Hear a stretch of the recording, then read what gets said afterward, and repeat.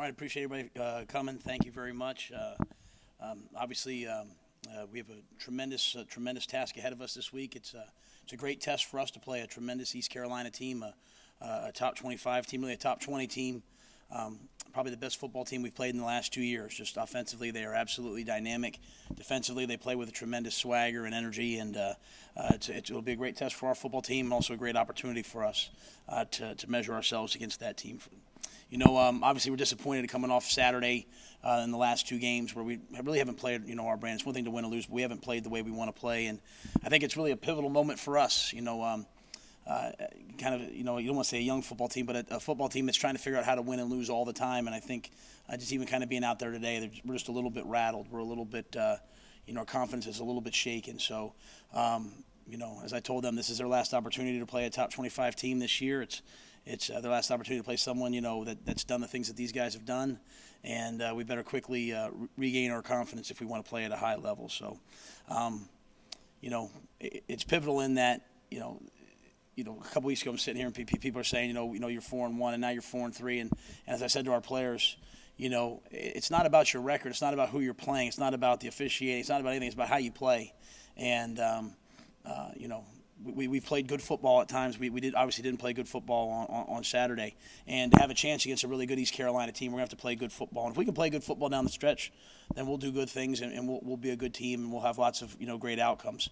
But we have to get back to kind of being who we are, playing the way we want to play, playing with the energy and intensity and focus that we have. And again, I think the kids were ready. They wanted to play hard. I think right now they're just, like I said, I think we're just a little bit shaken and rattled.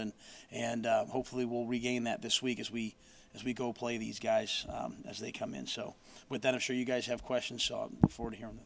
What does Carolina do that makes them so good?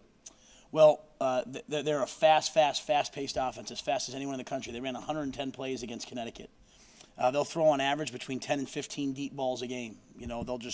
The quarterback's fantastic, Shane Carden, and they have 4 or 5 receivers that can make a play on the deep ball. So they'll challenge you down the field.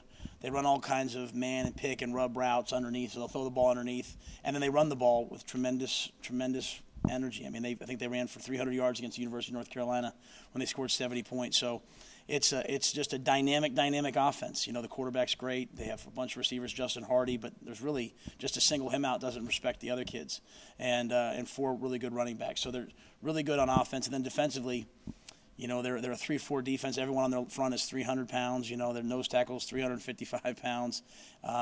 They just play good defense. So they've lost 1 game to South Carolina, went down to the wire, and they truly are a top 15, top 20 team. Last year, you guys hosted a ranked American team. Maybe the expectations weren't there. Maybe you weren't prepared yet to compete with those teams. And now you've talked about it a lot this year. The expectations are there. Respect winning, all that. How much more prepared are you guys for this match? Well, I hope we're significantly more prepared. I expect us to play really well. I expect us to go out and challenge East Carolina because if you don't, as I said to our players, why else did you come here but then to play top 20 teams? So I expect us to play and put the kind of what's happened the last 2 weeks and kind of put that behind us and go out there and challenge them. And, I tell our team all the time, if we go out to challenge somebody and they're just significantly better than us, then you move on, right? But at least we can go out there and play and play the way we want to play. So, we've played, as you said, we've played top 20 teams. UCF last year was a top 10 team. And so, I hope the moment's not too big for us. How's Deion Darwin coming along? He practiced today, and Deion's one of our best players. And so I was proud of the guys that tried to go in and fill in for him on Saturday. But when Deion's out there, he's, sort of an anchor for us. And so he practiced today, and I'm hopeful he'll go Saturday. What is it about Carden that makes him such a dangerous quarterback? He's extremely accurate, and he's extremely competitive. For a quarterback, he will stand in. You watch the Virginia Tech game. They are all out blitzing him, hitting him underneath the chin with vicious hits, and he's standing in there throwing the ball down the field. So he's unbelievably accurate, but he's courageous. He's tough. He can beat you with his feet. He changes the plays, so he always has them in the right play. He's extremely intelligent.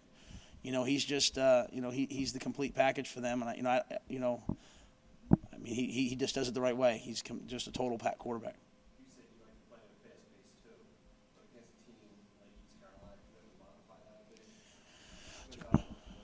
Yeah, it's a great question. Yeah, and right now, the way we're playing right now, we haven't really even been playing fast. Because we've just struggled to kind of get the offense up and running. So I think the biggest thing for us is we have to run the football and we have to protect our quarterback. Two things that didn't happen on Saturday. And, to slow them down, we have to find some sort of a way to run the football, slow them down, and try to keep them off the field. Obviously, turnovers is a big part of that. So you had 4 more last weekend. How do you approach practice this week? Try to prevent this problem? Yeah, and two of those turnovers, two of those one was a Hail Mary at the end of the half, and one was kind of a fourth down, throw it up in the end zone. So I thought we protected the football better, carrying the football. I thought there were less silly interceptions, but I just think honestly, what's happening to us right now, you can see is just sort of like this sense of desperation because you start winning a little bit and you think it's like kind of your right to win, and all of a sudden you go play some really good teams. You play a Houston team and a UCF team, and they're not just going to let you win.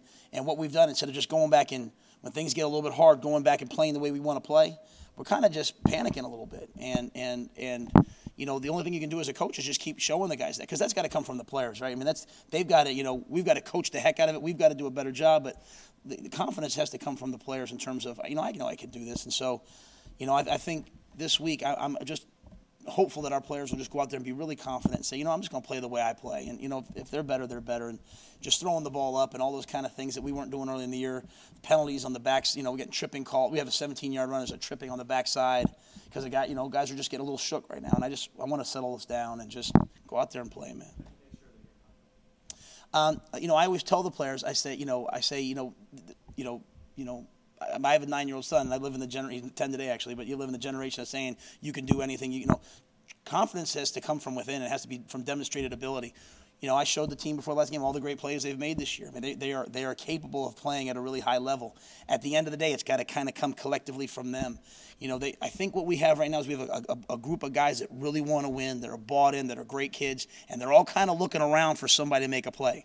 I think on defense, when Avery went down, that was kind of a guy that they rallied around. Avery was going to knock someone's helmet off. He was going to hit somebody. So I think you see a lot of guys on defense that are kind of waiting. We got down 17-0. All of a sudden, we started playing defense on Saturday. I think on offense, everyone's kind of looking around. Everyone's kind of looking at PJ like, do something, PJ. And I think PJ's kind of looking around with those guys like, well, help me do something. I'm gonna throw you. So that's kind of where I see us right now. And all we can do is just keep telling everybody, hey, just keep doing your job, play the way you can play, and then the plays will come. And I'm hopeful that that'll be this week.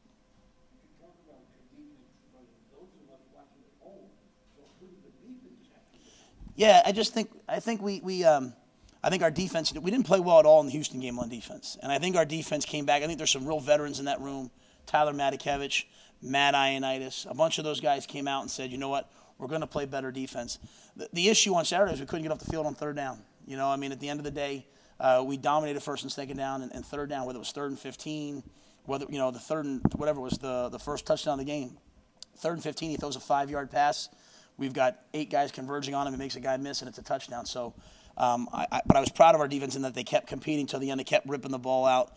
And, as bad as it seemed, right, you get on the bus afterwards, and, the kids are just solemn, it was 31-14, and we had the ball inside the 5 twice at the end of the game with a chance to, make that a closer game and see what happens. So I thought the defense gave us a chance to compete, and they'll have their work cut out for them this week with a great, great, great offense.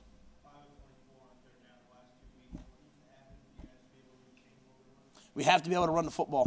I mean, and here's why. Because we're in 3rd and 12, right? We're in 3rd and 10. We're in 3rd and 15. I mean, for a team that was leading the conference in no penalties, now all of a sudden we have all these penalties. You say, why? Like, why all of a sudden now are we false starting when we weren't earlier? And I believe it's just a confidence, right? You get beat on a sack one time, and all of a sudden the next time you want to leave a little bit early, and you put it in the referee's hands, and we certainly haven't gotten the benefit of the doubt too much. So 3rd and 2, we pitch a ball for 17 yards, and it comes back for a hold. So I think the 1st and 2nd down, the penalties, just the lack of ability to move the chains, puts us in 3rd and 10, 3rd and 12, 3rd and 15, and we didn't do a good enough job protecting where the quarterback had enough time to kind of sit in there. He had to get that ball out quickly, or else he was going to be converged on.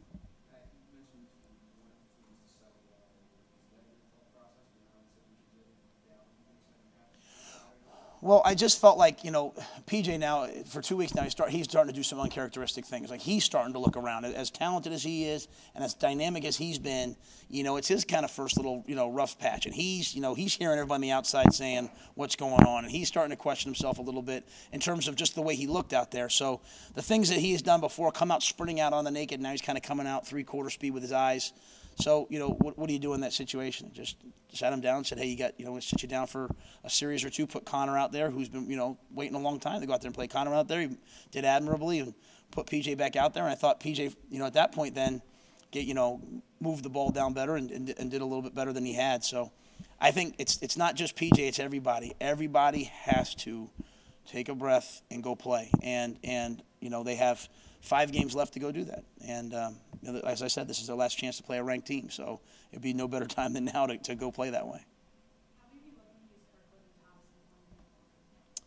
Kirkwood and Thompson. Well, Thompson played a bunch last week. He'll continue to play, and Kirkwood, made a nice catch down there in the last 2 minutes. I mean, I think they're both playmakers. They're both guys we want to get the ball to. It's just everything has just been so stagnant, kind of to begin with that we haven't even gotten the ball in the time we should. So when Colin was out there, we called some plays for him. We called a naked screen to him. We called the play that Musso ran for. We called another version of that, and they covered him both times. So we had to throw the ball away. But I think they're both good players, and they're both going to hopefully be a bigger part of what we do this week and moving forward. Okay. Thank you very much, guys.